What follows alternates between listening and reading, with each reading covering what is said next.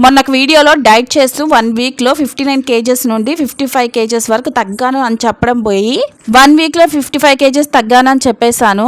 మీరు కామెంట్ చేసేంత వరకు నేను కూడా గమనించుకోలేదు. ఇంకొంతమంది సబ్స్క్రైబర్లు అయితే నన్ను కవర్ చేస్తూ నన్ను అర్థం చేసుకుంటూ కొంతమందికి అయితే రిప్లై ఇచ్చారు. చాలా చాలా థ్యాంక్స్ వాళ్ళకైతే.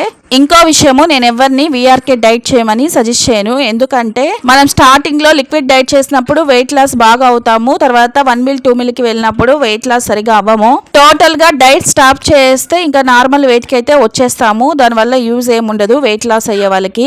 కానీ వీఆర్కే గారి డైట్ లో ఇచ్చే ఫుడ్ అయితే చాలా చాలా హెల్తీగా ఉంటుంది. తన డైట్ లో ఇచ్చే కోకోనట్ ఆయిల్ అనేది హార్మోన్ ఇన్బ్యాలెన్స్ ని కరెక్ట్ చేస్తుంది. వీలైతే పీసీఓడి ఉండే వాళ్ళు కుకింగ్ లో కోకోనట్ ఆయిల్ యూజ్ చేయడం అయితే అలవాటు చేసుకోండి.